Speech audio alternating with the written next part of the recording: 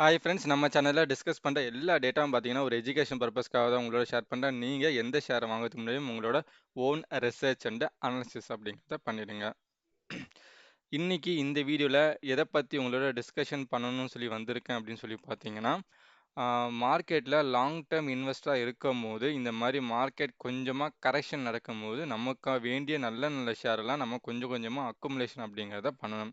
அதுக்கு நான் என்னென்ன ஸ்ட்ராட்டஜி யூஸ் பண்றேன் அப்படிங்கிறத தான் உங்களோட நான் ஷேர் பண்ண வரப்போறேன். கண்டிப்பா வந்து இந்த ஸ்ட்ராட்டஜிஸ் உங்களுக்கு ஹெல்ப்ஃபுல்லா இருக்கும் அப்படிங்கிறத நம்புறேன். ஸோ அதுக்கு முன்னாடி நீங்க ஒரு லாங் டர்ம் இன்வெஸ்டரா இருக்கீங்க அப்படின்னா, எந்த மாரியான ஷேர்ஸ நீங்க சூஸ் பண்ணணும் அப்படிங்கிறத உங்களுக்கு ஒரு கிளாரிட்டி இல்லாம இருந்துச்சுன்னா, அதுக்கான ஒரு டெஃபினிஷனும் நான் வந்து இங்க உங்களுக்கு தரேன். கண்டிப்பா உங்களுக்கு ஒரு யூஸ்ஃபுல்லா இருக்கும். ஃபர்ஸ்ட் திங், நீங்க வந்து ஒரு ஷேர் மார்க்கெட்ல வந்துட்டீங்க. நெறைய ஷேர்ஸ்லாம் வாங்கணும். லாங் டர்ம்ல வந்துட்டு ஒரு நல்ல கெயின் வரணும் அப்படின்னு நெனச்சீங்கன்னா, முதல்ல உங்களுக்கு எந்த விஷயம் தெரியுதோ, அந்த விஷயத்த பத்தி மட்டும் நீங்க ஷேர வந்து வாங்க ட்ரை பண்ணுங்க. ஃபார் எக்ஸாம்பிள் ஒரு எஃப்எம்சிஜி பத்தி உங்களுக்கு நல்லா தெரியுது. கடையில நம்ம டெய்லியும் ஜாமான்லாம் வாங்குறோம். ஏகப்பட்ட திங்ஸ் வாங்குறோம். அதனால எஃப்எம்சிஜி பாத்தோன்னா ஐடியா நமக்கு நல்லா கிடைக்குது.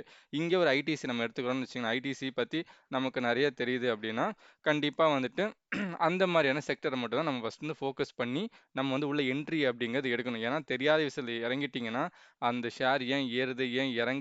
அந்த பிசினஸ்ல என்ன நடக்குது? அப்படிங்கிறது உங்களால புரிஞ்சுக்க முடியாது. ஃபர்ஸ்ட் ரூலே வந்து நமக்கு என்ன தெரியுதோ, அதுக்குள்ள தான் நம்ம என்ட்ரி அப்படிங்கிறது போணும். 2வது அதோட பிசினஸ கம்ப்ளீட்டா அண்டர்ஸ்டாண்ட் பண்ண ட்ரை பண்ணணும். தெரிஞ்சுக்கணும். இது வந்து ரொம்ப முக்கியமான விஷயம். 3வது வந்து பார்த்தீங்கன்னா, அதுக்கப்புறம் அதோட ஃபண்டமெண்டல்ஸ் எல்லாத்தையும் நீங்க படிச்சு வச்சுக்கணும். அதோட பிஇ என்ன? இதுக்கு முன்னாடி என்ன பிஇ இருந்துச்சு? 5 வருஷமா எவ்வளோ இருக்கு? 10 வருஷமா எங்க இருக்கு? அவங்களோட இபிஎஸ் எவ்வளோ இருக்கு? இபிஎஸ்க்கு ஏத்த மாரி பிஇ இருக்கா? புக் வேல்யூ எவ்வளோ இருக்கு? பி/பி எவ்வளோ இருக்கு? அப்படின்னு சொல்லிட்டு ஒவ்வொன்னா நீங்க ஸ்டடி பண்ணி வச்சுக்கணும். அடுத்ததா வந்து பார்த்தீங்கன்னா, அந்த ஷேர வந்து மினிமம் நீங்க ஒரு 3 இயர்ஸ் வந்து ட்ராக் பண்ணியிருந்தீங்கன்னா, ரொம்ப பெஸ்ட்டு. ஏன்னா, உங்களுக்கு நெறைய விஷயம் தெரிஞ்சிருக்கும். திடீர்னு அந்த ஷேர் இறங்கியிருக்கும். ஏன்னா, அந்த டைம்ல வந்து யாரோ ஒருத்தர் ரிசைன் பண்ணியிருப்பாங்க. இல்ல ஒரு கெட்ட செய்தி வந்திருக்கும். அந்த பிசினஸ் ஏதாவது லாஸ் ஆயிருக்கும். அதனால ஏகப்பட்ட உங்களுக்கு டீட்டெயில் தெரிஞ்சிருக்கனால, இது எங்க வாங்கலாம், இங்க வாங்கக்கூடாது அப்படிங்கிறதுக்கான ஒரு கிளியர் ஐடியா அப்படிங்கிறது உங்களுக்கு நல்லா தெரியும். கடைசியா வந்துட்டு இன்வெஸ்ட்மென்ட் அப்படின்னு பண்ணணும். அதுக்கான டைம் கரெக்ட்டா பார்த்து பண்ணணும். எந்த ரீசனுக்காக நீங்க பண்ண போறீங்க, எப்ப வெளில எடுக்க போறீங்க அப்படிங்கிறது எல்லா கிளாரிட்டியும் தெரிஞ்சுக்கிட்டு நீங்க இன்வெஸ்ட்மென்ட் பண்ணீங்கன்னா, மிகப்பெரிய ஒரு பெனிஃபிட் அப்படிங்கிறது உங்களுக்கு வந்து கிடைக்கும். அடுத்ததா வந்து பார்த்தீங்கன்னா, இப்போ நீங்க ஆல்ரெடி ஷேர்ஸ்லாம் வச்சிருக்கீங்க. இந்த மாரி மார்க்கெட்லாம் கரெக்ட் ஆயிட்டு இருக்கு. எங்க வாங்கணும்னு சொல்லி நெறைய பேருக்கு வந்து ஒரு வந்து டவுட்ஸ் வந்துகிட்டே இருக்கும். ஏன்னா நம்ம ஆல்ரெடி வச்சிருக்கோம். ஒரு கம்மி விலையில வாங்கியிருக்கோம். இப்ப மேல ஏறிருச்சு. மார்க்கெட் கரெக்ட் ஆயிட்டே இருக்கு. இது வாங்கலாமா? இல்ல வேணாமா? அப்படின்னு சொல்லிட்டு இருக்கும். இல்லன்னா இன்னொன்னு வந்து இன்னொருத்தவங்களுக்குலாம் என்ன தோணும் அப்படின்னா, மார்க்கெட் இறங்கிட்டே இருக்கு. இன்னும் இறங்கட்டும், இறங்கட்டும் அப்படின்னு சொல்லி கடைசியில நம்ம அதையும் மிஸ் பண்ணிருவோம். இதுக்கு நான் என்ன ஸ்ட்ராட்டஜி யூஸ் பண்றேன்னு சொல்லி பார்த்தீங்கன்னா, இப்போ லாங் டெர்முக்கு வந்து ஒரு ஷேர்ஸ நான் வாங்கி வச்சிருக்கேன் அப்படின்னா, இந்த மாரி மார்க்கெட் கரெக்ட் ஆயிட்டு வந்துட்டு இருக்கும்போது, அதோட 52 வீக் ஹை, 52 வீக் லோ 2த்தையும் நான் வந்து பார்ப்பேன். ஃபார் எக்ஸாம்பிள் இங்க வந்து டாடா ஸ்டீல் எடுத்துக்கோங்க. இதோட 52 வீக் லோ வந்துட்டு ரூ. 114 அப்படின்னு இருக்குன்னா, இப்போ மார்க்கெட் கரெக்ஷன்ல இந்த ஷேர் வேல்யூ இறங்கிட்டே இருக்கு அப்படின்னா, இப்போ 52 வீக் லோ கிட்ட வரும்போது ஒரு ரூ. 125 அப்படின்னு வந்துச்சுனாலே, கொஞ்சம் கொஞ்சமா கன்சிடர் அப்படிங்கிறது பண்ண ஆரம்பிச்சுருவேன். அந்த கொஞ்சம் கொஞ்சங்கிறது எப்படின்னா, இந்த ஷேருக்கு நான் எவ்வளோ அமௌண்ட் ஒதுக்கணும்னு ஆல்ரெடி பிளான் பண்ணி வச்சிருக்கனோ, அந்த அமௌண்ட்ட பிரிச்சு பிரிச்சு இன்வெஸ்ட்மென்ட் அப்படிங்கிறத பண்ண ஆரம்பிச்சுருவேன். இது வந்து ஒன் ஆஃப் த ஸ்ட்ராட்டஜி. இன்னொரு ஸ்ட்ராட்டஜி என்ன அப்படின்னா, அந்த ஷேர பத்தின ப்ராப்பரா டீட்டெயிலிங் ஸ்டடி பண்ணி அதோட சப்போர்ட் எது, ரெசிஸ்டன்ஸ் எதுன்னு சொல்லி நான் நல்லா போட்டு வச்சுருவேன். அந்த சப்போர்ட் லெவல கண்டிப்பா வரும்போது, அங்க ஒரு அக்குமுலேஷன் அப்படிங்கிறத நான் பண்ணுவேன். இந்த மாரி டிஎம்பிலாம் பாருங்க.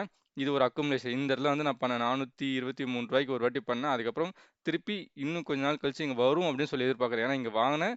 இங்கேருந்து திருப்பியும் இந்த இடத்துக்கு வர்றதுக்கே இதுக்கு இவ்வளோ நாள் ஆகுது. இவ்வளோ நாள் வந்து நான் ப்ராஃபிட்ல தான் இருக்கேன். ஸோ, அதனால இந்த மாரி கீழ வரும்போது, திருப்பியும் அக்குமுலேஷன் அப்படிங்கிறத நான் பண்ணியிருப்பேன். அதனால ப்ராப்பரான சப்போர்ட் லெவல் வந்து தெரிஞ்சு வச்சிருக்கணும்.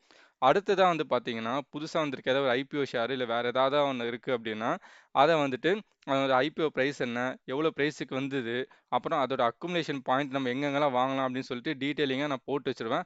அந்தந்த ஏரியால வரும்போது, அதுக்கான ஃபண்ட் அப்படிங்கிறது கொஞ்சம் கொஞ்சமா அலாட்மென்ட் பண்ணி, அந்த ஷேர வந்து கொஞ்சம் கொஞ்சமா வந்து வாங்க ஆரம்பிச்சுருவேன். இதுதான் லாங் டெர்ம் பொறுத்தவரையான ஒரு ஸ்ட்ராட்டஜி தான் வந்து நான் நல்ல நல்ல ஷேர்ஸ்க்குலாம் யூஸ் பண்ணிட்டு இருக்கேன். மார்க்கெட் கரெக்ஷன் ஆயிட்டு இருக்கு. கரெக்ட் ஆயிட்டு இருக்கும்போது, நல்ல ஃபண்டமெண்டலா இருக்க ஷேர்ஸ் எல்லாம் இந்த மாரி நீங்க பார்த்து அக்குமுலேட் பண்ணீங்க அப்படின்னா, ஒரு லாங் டெர்ம்ல உங்களோட போர்ட்ஃபோலியோ அப்படிங்கிறது மிகப்பெரிய ரிட்டர்ன் தரக்கூடிய ஒரு இடத்துல போய் நிக்கும். அடுத்ததா வந்து பார்த்தீங்கன்னா, இதெல்லாம் பத்தி தெரியல. எனக்கு வந்து இப்போ புதுசா வந்திருக்கேன். நெறைய செக்டர் பத்தி தெர்ல. இல்ல ப்ராப்பரா நாங்க வந்து ஒரு 2, 3 செக்டர்ல மட்டும் போட்டா போதும் அப்படின்னு நெனைக்கிறவங்களுக்கு, எவர் கிரீன் பிசினஸ் செக்டர்ன்னு இருக்கு. அதாவது வந்து பார்த்தீங்கன்னா, பேங்க்கு, ஃபார்மா, ஐடி, அடுத்து வந்து கோல்டு பிஸ்னஸ். இந்த கோல்டு ரிலேட்டடாக வந்து ஒர்க் பண்ணுறாங்களே, மணப்புரம், முத்தூட்டு, டைட்டன், தங்கமயில் அந்த மாதிரி சொல்லிட்டு கோல்டு ரிலேட்டடாக இருக்க பிஸ்னஸ் இதிலெல்லாம் மட்டும்தான் இன்வெஸ்ட்மெண்ட் பண்ணீங்க அப்படின்னா கண்டிப்பாக உங்களுக்கு நல்ல லாபம் அப்படின்னு கிடைக்கும். ஏன்னா ஃபார்மா, ஐடி அப்படிங்கிறது டாலர் ரெவன்யூ வரும். அது இல்லாமல் இது எப்பவுமே இருக்கக்கூடிய ஒரு பிஸ்னஸ். பேங்க்கும் வந்து எப்பவுமே இருக்கக்கூடிய பிஸ்னஸ். கோல்டு அப்படிங்கிறது எப்பயுமே அலையக்கூடிய பிஸ்னஸ் அப்படிங்கிறது கிடையவே கிடையாது. ஸோ இது நாலும் வச்சுட்டு இதில் கூட நம்ம இன்வெஸ்ட்மெண்ட் பண்ணலாம். அடுத்ததாக வந்து அடுத்த டிக்கேட்டுக்கு வந்து எந்த மாதிரியான செக்டர் நல்லா க்ரோ ஆகும்னு சொல்லி அதையும் ஸ்டடி பண்ணி வச்சுட்டு அதுலேயும் இன்வெஸ்ட்மெண்ட் அப்படின்னு பண்ண ஆரம்பிக்கலாம். ஃபார் எக்ஸாம்பிள் ஒரு ரினியூவல் எனர்ஜி, ரீசைக்கிள், சிஎன்ஜி இதிலெல்லாம் நீங்கள் வந்து கொஞ்சம் கொஞ்சமாக வந்து நீங்கள் இன்வெஸ்ட்மெண்ட் அப்படிங்கிறதும் பண்ணலாம். இந்த மாதிரி பிரிச்சும் நீங்கள் இன்வெஸ்ட்மெண்ட் பண்ணீங்க அப்படின்னாலும் உங்களுக்கு மிகப்பெரிய பெனிஃபிட் அப்படின்னு கிடைக்கும். இப்போ இந்த மாதிரிலாம் பார்த்து நிறைய ஷேர் வந்து ரீசெண்ட் டைம்ஸில் நம்ம டிஸ்கஷன் பண்ணியிருக்கோம். PG InvIT, ITC, doctor Reddy, Tata Motors, IDFC First Bank, அதுக்கப்புறம் பார்த்தீங்கன்னா Reliance, doctor Reddy, Natco, Federal Bank அப்படின்னு சொல்லிட்டு எல்லாத்தையுமே ஒவ்வொரு வீடியோலையும் இந்த மாதிரி டீட்டெயிலாக நம்ம டிஸ்கஷன் பண்ணியிருக்கோம். அது மட்டும் இல்லாமல் பார்த்தீங்கன்னா டாடா குரூப்பில் Tata steel, technology, power, bank ரிலேட்டடாக இருக்கிற ஷேர்ஸு, எது ப்ளூ சிப்பு, எது நல்ல பொட்டென்ஷியலில் மேலே போகக்கூடிய ஷேர்ஸு, ஸ்மால் கேப் எது, மிட் கேப் எதுன்னு சொல்லிட்டு எல்லாத்தையும் பிரித்து நம்ம டிஸ்கஷன் பண்ணியிருக்கோம். அதனால் இந்த வீடியோஸில் நீங்கள் ரெஃபரன்ஸாக எடுத்து ஒரு வாட்டி பார்த்தீங்க அப்படின்னா உங்களுக்கு இன்னும் புதுசாக நல்ல ஒரு ஐடியா அப்படிங்கிறது கிடைக்கும். நல்ல இன்வெஸ்ட்மெண்ட் அப்படிங்கிறது பண்ண முடியும். ஸோ ஆல்தான் நம்மளை இன்னைக்கு இந்த விஷயத்தை பற்றி தான் உங்கள்கிட்ட ஷேர் பண்ணணும்னு சொல்லிட்டு வீடியோ ரெடி பண்ணேன். கண்டிப்பாக மார்க்கெட் கரெக்ட் ஆகிட்டு இருக்கும்போது லாங் டேர்முக்கு நல்ல நல்ல ஷேர்ஸ்லாம் நீங்கள் கொஞ்சம் கொஞ்சமாக அக்குமுலேஷன் பண்ணுவீங்க அப்படின்னு சொல்லி நான் எதிர்பார்த்துட்டு இருக்கேன். நல்ல ஷேர்ஸ் எல்லாம் வந்து கண்டிப்பாக வாங்குங்க. அதேமாதிரி இருக்கிற அமௌண்ட்டை ஒன் டைமாக வந்து இன்வெஸ்ட்மெண்ட் பண்ணிடாதீங்க. அமௌண்ட்டை பிரித்து செக்ரிகேட் பண்ணுங்கள். ஏன்னா மார்க்கெட் எந்த டைமில் வேணாலும் எவ்வளோ தூரம் வேணாலும் போகும். அப்படி எவ்வளோ தூரம் போனாலும் யார் கையில் பணம் இருக்கோ அவங்க தான் வந்து ராஜா. அவங்களால தான் இன்வெஸ்ட்மெண்ட் அப்படிங்கிறது பண்ண முடியும்.